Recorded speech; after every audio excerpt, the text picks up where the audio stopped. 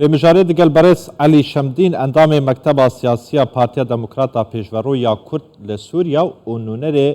و پارتی لحرم کردستان گوتوبیش دکن درباره گفن رجب طیب اردوغان کوبریا نها دگوت نشککی و امی ایرشی سر روشاوای کردستان بکن ل روسیا و امریکا گلو پاکس جبوی پینه کرد نها گفاوی که دکت کو جرخان آبوریا روشاوای کردستان اوی جناب بن به مجارد دگل برس علی شمدین و تو بیش دکن برس علی تو بخیر هاتی سپاس با آمده بونا تل کردستان 24 اف گفن اردوغان هین چاوا دبینن هیا چند مترسینه لسر چارن نویس و پاشا روشا روشاوای کردستانه سلاف ورز جبوا تماشاوانی و یعنی اردوغان دوا 10 سالی در باسپوی دبراستی سیاستک د سوریا بگشتی ولقل تفقر سیاسی و ملت کرد لسوریا بتایبت در بوارد يعني انجامي وي سياستي اوا تشتي قوتيه كريا وبخرابتر جي كريا ونشاني ويجي جو ابنافجي داگير كرنا عفرين و گريسبي سريكاني وانا كي اب نشاني هر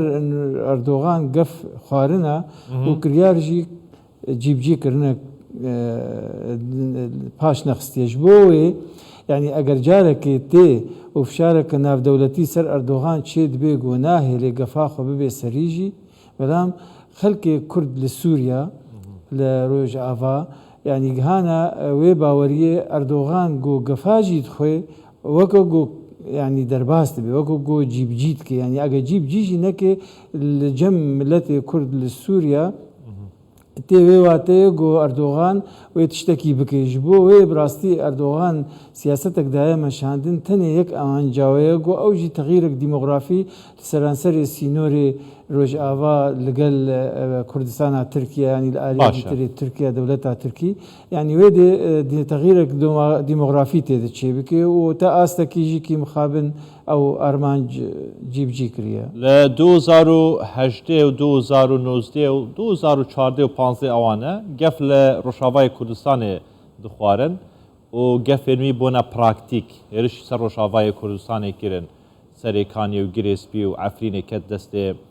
هزن ترکیه یان او هزن کو ترکیه پشتوان یوان دیکتن لیوی جاره گفا اپراسیون نخوار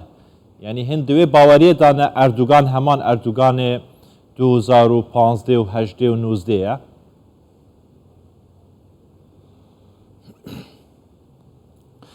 يعني عيني اردوغان وبلكي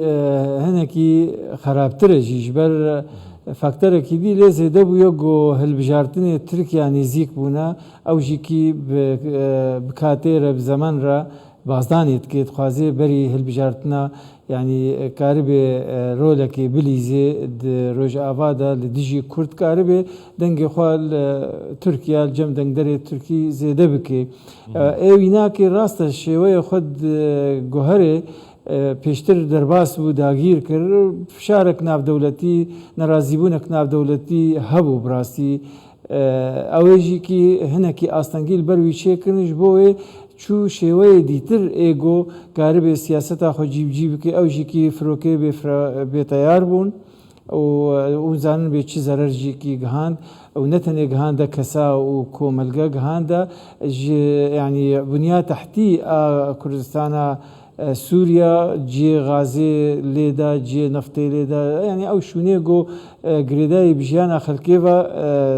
زررك مزن جهان دويناكي انا جي وقتا قفات خويد بيجيد بازي باشا كاك علي بلي تقول اردوغان همان اردوغان جاران 2015 و 18 و 19 باشا كرجي همان پیگه جاران هي لسر آستین دولتی ل 2018 بیرامت 2019 لپیشاب کمالگاه نیو دولتی به توپ و تیاران ایرشی سر روشاوای کردستان دهات کرن ایتر خلکی سیویل دهات کشتن کمالگاه نیو دولتی لی تماشا دکر لی دنری بنرین آتا پیگه کردان دنهادا جیوکه پیگه جارانه یانج بهستر بویا ایتر کمالگاه نیو دولتی رینا ده هر دما کسک بخواسته ایرشی سر کردان وره کرن والله مخابن يعني نبا شارتيا هر کس دزانێ گۆ پیگا کوردا ئاگۆ ئیرۆ ڕۆژ نەوەکە ئابەری 10 ساڵایە وەختان و شۆرەشا سووری دەست پێ کرد و کورد فاکتەرێ سەرەکی بوون ناو ئۆپۆسیۆنێدا هەیە ئۆپۆسیۆنا سووریە نیشتمانی تایبەت عەرەبی هین دروست نەبوو بوو کورد ینی هێزا سەرەکی بوون سەر عەردێ مخابن ینی کورد دەردێ کووردە دوێ مەرۆ وێژی بێژێ گۆن و کورد نکاری بوو وەکە لاوزم وەکو پێویست قازانجێژ vê derfetê bike û Kurd yanî anha li ser erdê temaşe bike berî 6-7 sala Rojava tev di jêr kontrola rêveberiya xwe ser debû belam anha temaşe bike Efrîn çûye Girêspî çûye serêkaniyê çûye Kobanê yanî hatiye dorpêçkirin gelekî bazinekî de dijî yani cezîrêjîkî ji roja roj de yani bere merov bi rastî eşkere jî bêje yani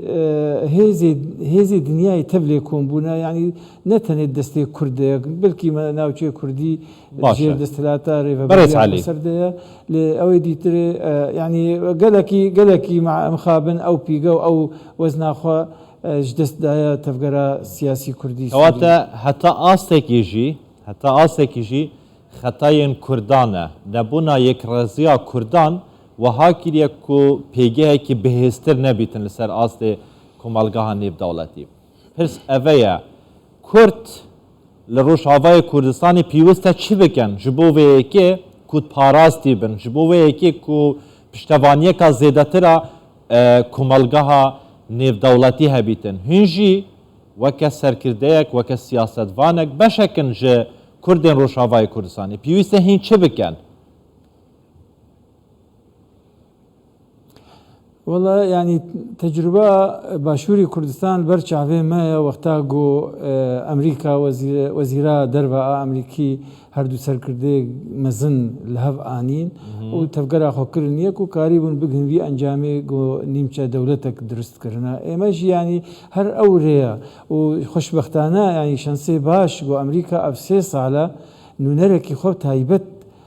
texsîs kiriye ji bo navbêna her du aliyê êgo xwe hesab dikin serekî nav wa de hewl daye Diyaloga Kurdî mane wanakê qûnaxekê ber bi yekrêziyê belê a yanî êma yanî wekû partî bi rastî derdê me divî warî de giran e diqata li êwanakê carekê ewanakê her du rêk bûn got em nebin beşek ji wê diyalogê a di duwa êma me her li dervî wê jîkî me piştgiriya wê kir û anha jîkî li vê dê bang dikim her tenha rê ew e got em derfetekê vê derfeta berdest em ne intîzara derfeta bin derfetek berdest heye ew jî Emerîka di navbêna her du aliyê Kurdî de enekese ew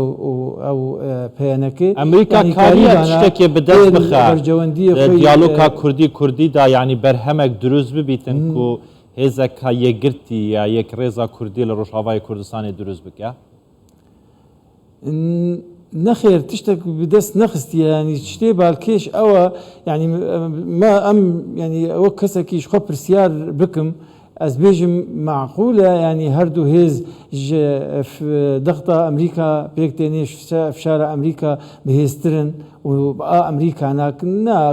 dibêm hokarê dî hene ê got dihêlin got ev diyalog bigihê dîwarekî girtî û ew jî irada wa her du aliya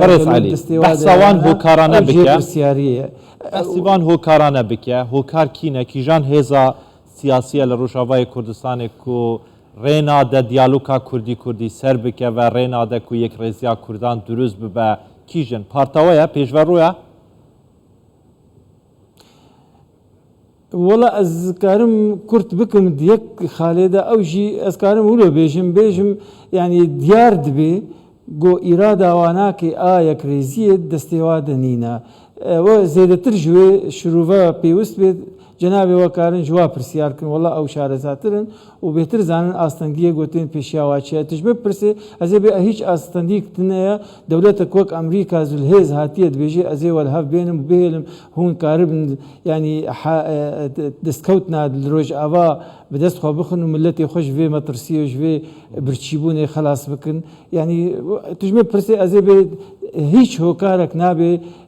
سبب گو ئەو دیالۆگ ئەو دەرفەت وندا ببێ تجوا بپرسێ بەلکی ئەو چێتر زانن هۆکاری سەرەکی چنە بەستەنێ ئەزانم گۆ ئیراداوە دەستێوا دەبانەوەی بکرا کاک علی یعنی گەلەجا شروڤەکارên سیاسی mêvanên min bûyne ji Rojavayê Kurdistanê ji Bakurê Kurdistanê li Herêma Kurdistanê dibêjin ku pekeke rênadetin pekeke rênadetin ku yekrêziya Kurd li Rojavayê Kurdistanê dirûst be hîn jî wiha texmîn dikin ku pekeke rênadetin yekrêziya Kurd li Rojavayê Kurdistanê dirûst be bo vê yekê ku ev yekrêziya li hember komelgeha nêvdewletî pêgehekî baştir hebe pêgehekî bihêztir hebîtin